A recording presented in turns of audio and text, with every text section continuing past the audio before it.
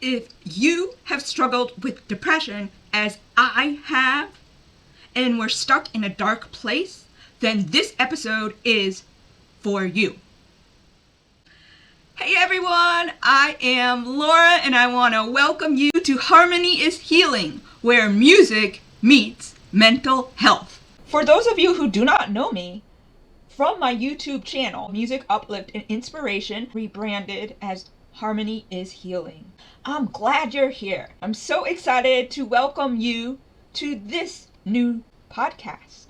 And for those that have followed me from my YouTube channel, thank you for your continued support in being part of this healing journey that I didn't realize I have been on as I started my YouTube channel. First, I want to share with you my YouTube video, updated version of my depression story. My struggles that I had with depression and how music, specifically the Backstreet Boys, a boy band from the late 90s, 2000s, they were like my lifeline.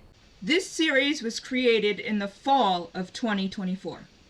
So here we go. After hearing AJ's speech, his song Arizona, along with all the other interviews that he has done discussing his personal journey with mental health and life challenges, I feel like I need to come out and be honest with my audience of why the Backstreet Boys helped me with my depression. Because, why was I depressed? Nobody knows why I was depressed. So, I'm going to tell you.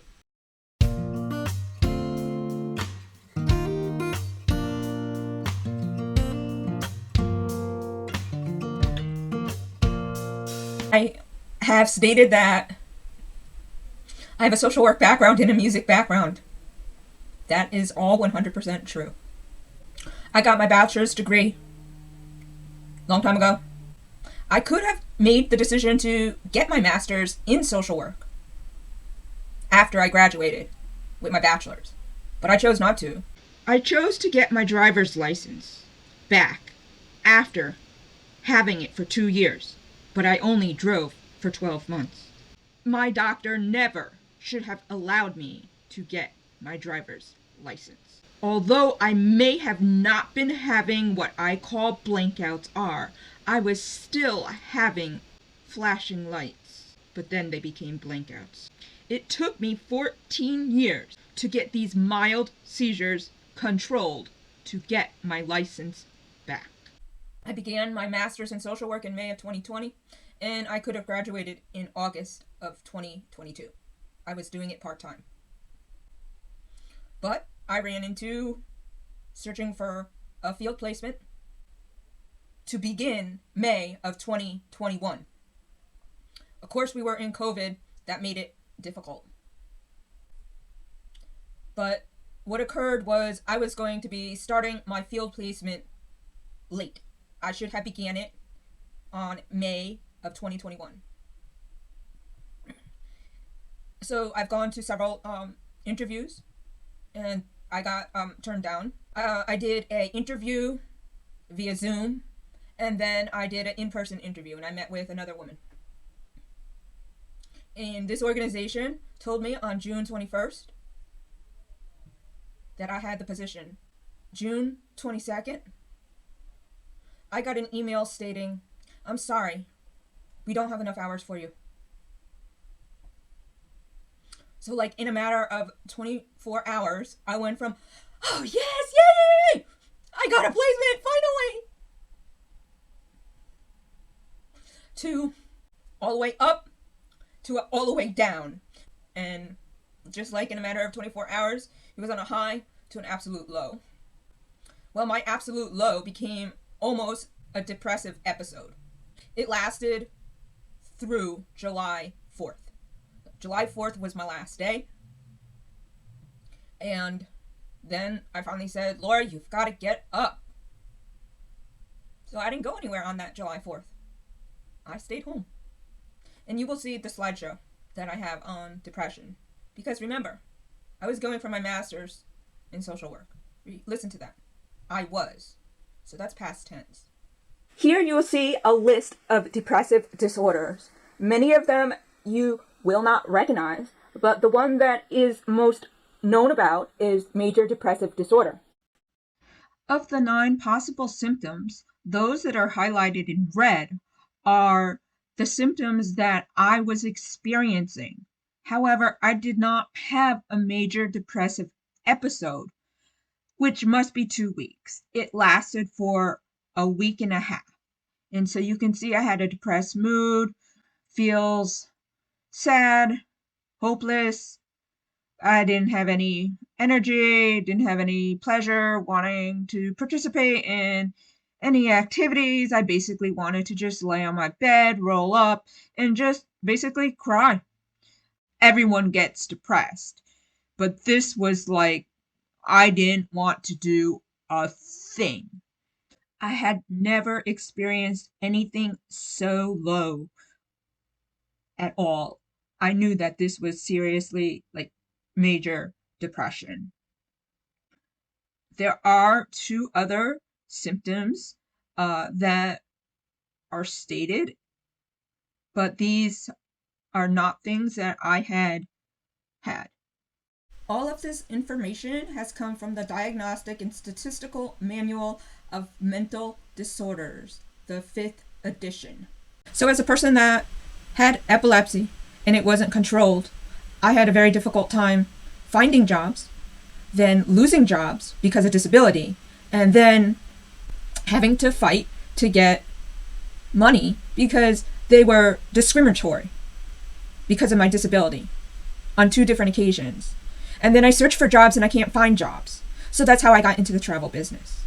And so here I am with wanting to get my degree in social work, and I'm struggling with internships and finding them. So it's like the same thing repeating. The truth is the field placement, search, and transfer of colleges, and the 2 field instructors I had, and working with the dean, fighting for what I thought was right, made me take a year off. And that year off was 2023. And it was in January of 2024 that I had to make the decision if I was going to return back to school. And I didn't make that decision. I made the decision to be here on YouTube. But just recently, I am, if you do not know, a UConn basketball fan. With the UConn men winning back-to-back championships, you know that the coach, Dan Hurley, has had so many interviews. And once again, on YouTube, I just came across this a couple of days ago. Here, I want to show you the clip that speaks to me in regards to my walking away from getting my degree in social work. I kind of beat up at that point in my life. When I really look back at the college experience, it was all the way around. It was just a major disappointment, just a major disappointment. I don't ever want to feel like that about myself ever again. And, like just knowing how bad it can be for you when you're not functioning at a high level as a human being, right? Like the personal life, professionally, what you're doing, the relational things, a marriage, family life, how important all those things are to how you feel about yourself and how you're functioning. So you proposed on the expectation that you guys would likely end up living together overseas, but what makes you decide all of a sudden one day, I'm not going to show up to the airport to go play, I'm not going to answer the calls, asking, where I am. Where are you? Yeah.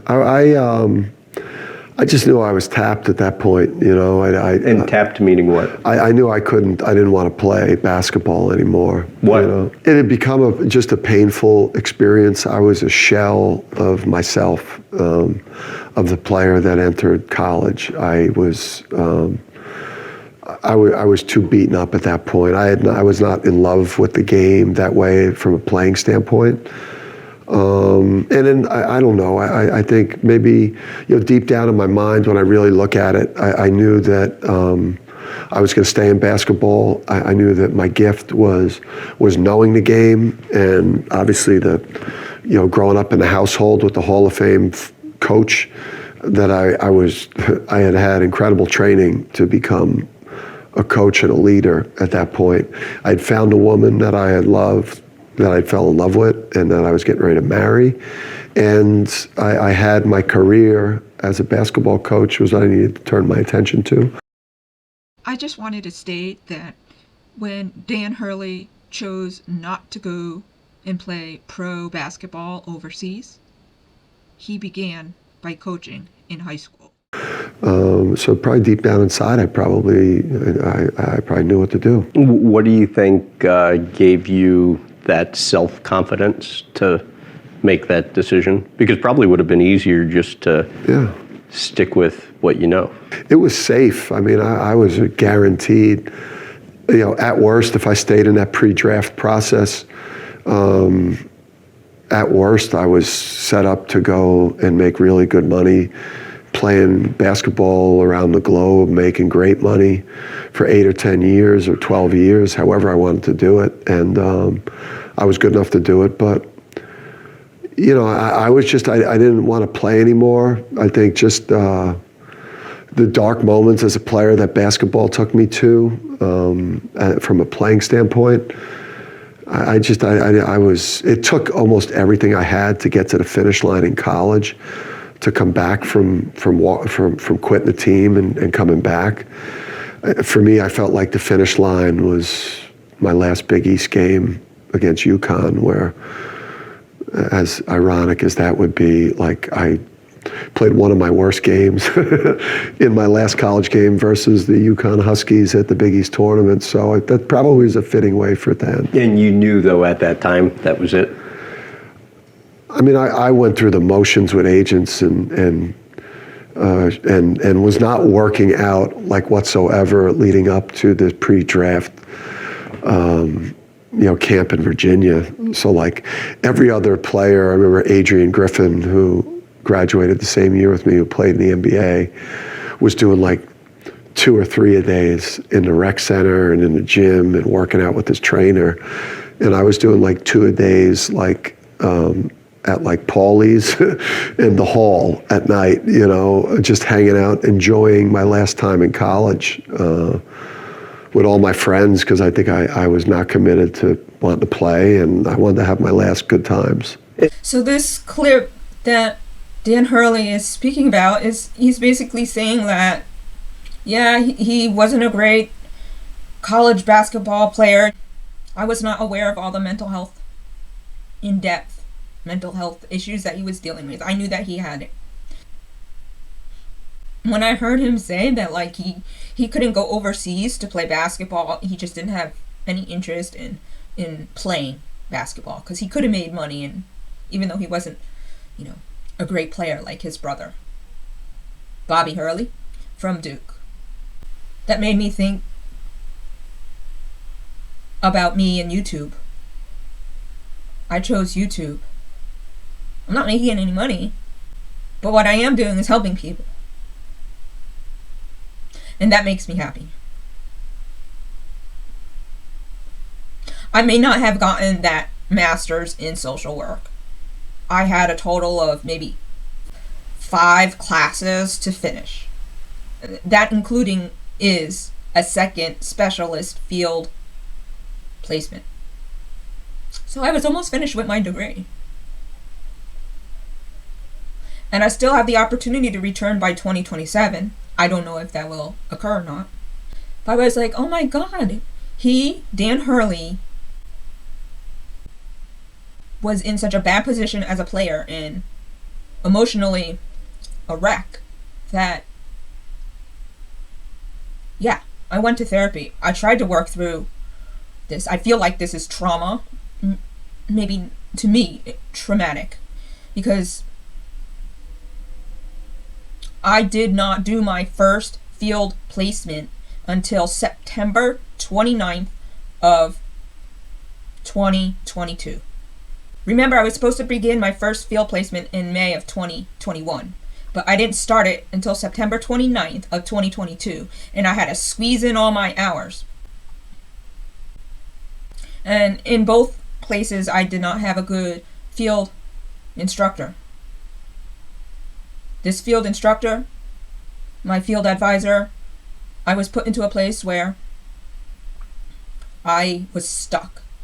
Well, if I stay here, this field instructor is just going to give me another marginal pass. If I get another marginal pass, I get thrown out of school.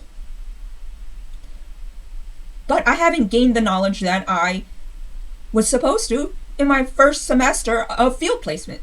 So how am I supposed to move on to my second year of field placement, my specialist year, which is another 2 semesters, and be confident in myself that I can do whatever it is I'm going to do, but I was not going to stay where I was at. So I took a leave of absence. I did not expect it to be a full year. I was still trying to figure things out in therapy, but it just kept on being pushed down and ignored, and then finally closer to the end of 2023 is when it really got more spoken about seriously. But in the end, that was my decision. And so now, in regards to what Dan Hurley said, I feel that I've got this music background. I'm classically trained in music. The Backstreet Boys is the major force in helping me with this deeper depression that I had ever felt before. And because of that reason, I feel like music can really help in one's mental health.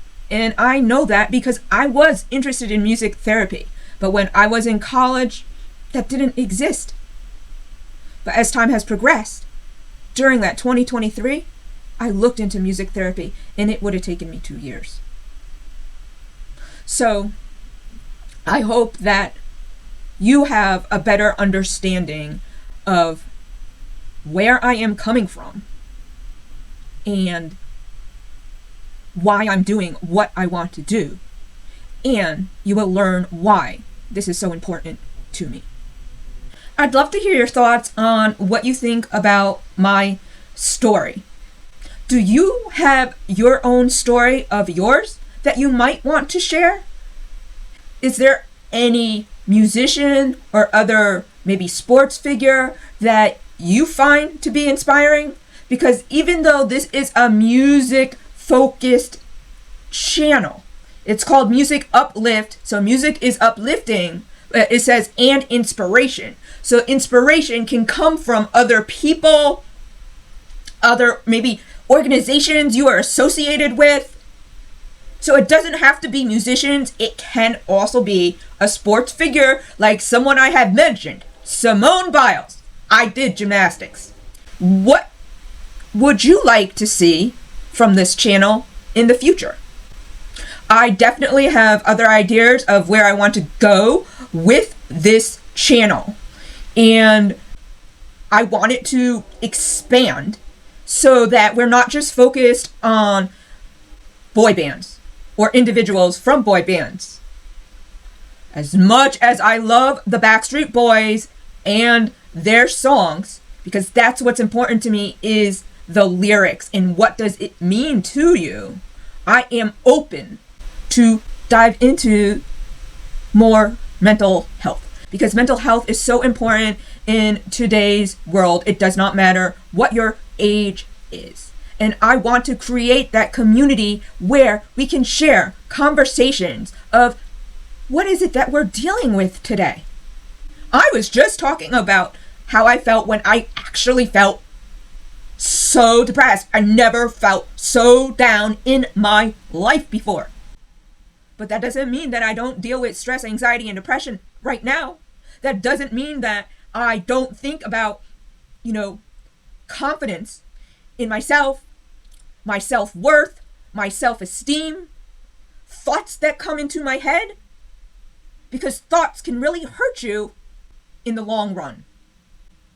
And we need to change those thoughts and be part of a community where we are all dealing with similar issues.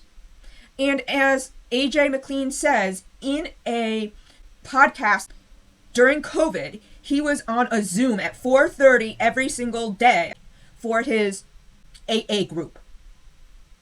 So they We're all trying to continue their sobriety.